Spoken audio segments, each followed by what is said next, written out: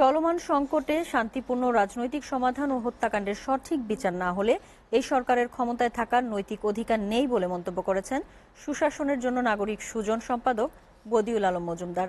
Dhaka reporters ইউনিটিতে কোটা সংস্কার আন্দোলনের প্রেক্ষাপটে এবং সৃষ্ট অচল অবস্থা নিরসনের দাবিতে সংবাদ সম্মেলনে তিনি বলেন, কোটা আন্দোলন একটি যৌক্তিক ও ন্যায়সঙ্গত আন্দোলন। এই আন্দোলনে ছাত্রলীগের দমন পীড়নের প্রতিবাদ, বেকারত্ব, প্রশ্নপত্র ফাঁস, দুর্নীতি, লুটপাট, গণতন্ত্রহীনতা, ভোটাধিকার হরণের পুঞ্জীভূত ক্ষোভের বহিঃপ্রকাশ ঘটেছে বলে মন্তব্য করে সুজন। দেখুন তাইফুর রহমান তুহিনের প্রতিবেদন। কোটা সংস্কার আন্দোলনকে কেন্দ্র করে সৃষ্ট অচল অবস্থা নিরসনের দাবিতে ঢাকা রিপোর্টার্স ইউনিটি মিলনায়তনে সংবাদ সম্মেলন করে সুশাসনের জন্য নাগরিক সুজন। আন্দোলনের প্রেক্ষাপট হিসেবে বিশ্ববিদ্যালয়ের হলগুলোতে ছাত্রলীগের দমনপীড়ন, পদে পদে অপমান ও মানবাধিকার লঙ্ঘন, বেকারত্ব, প্রশ্নপত্র ফাঁস, দুর্নীতি, লুটপাট, গণতন্ত্রহীনতা, ভোটাধিকার হরণের মতো পুঞ্জীবিত ক্ষোভের বহিঃপ্রকাশ বলে মনে করে সুজন।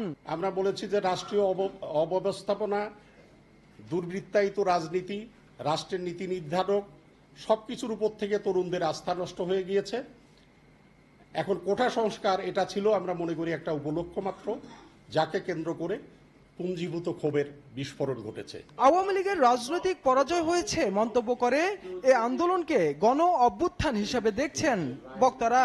এই আন্দোলনের মধ্য দিয়ে সরকারের নৈতিক এবং রাজনৈতিক পরাজয় নিশ্চিত হয়ে গেছে এবং 2024 সালে যেটা হয়েছে সেটি একটি গণ অভ্যুত্থান। এতগুলো মানুষের প্রাণ নিয়ে নেওয়া হবে, এটাকে আমরা কিভাবে ক্ষমা করে দেব? এটা তো আসলে ক্ষমা করারও কোনো সুযোগ নেই। কাজে আমরা যে কথাগুলি বলি আমাদেরকে মনে রাখতে হবে, এবার যদি আমরা বিচার না পাই তাহলে বাংলাদেশ থেকে বিচার শব্দটা হয়তো একদম উঠে যেতে হবে। কোটা আন্দোলনকে যৌক্তিক আন্দোলন উল্লেখ করে এর সাথে একাত্মতা ঘোষণা করে সুজন সম্পাদক।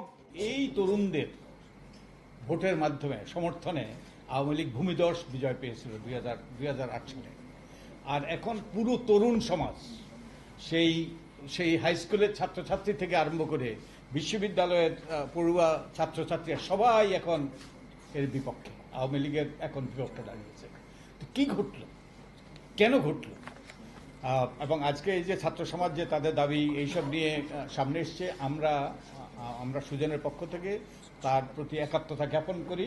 চলমান সংকটের শান্তিপূর্ণ সমাধান ও হত্যাকাণ্ডের সঠিক বিচার না হলে এই সরকারের ক্ষমতায় থাকার নৈতিক অধিকার নেই বলেও মন্তব্য করেন বদিউল আলম মজুমদার।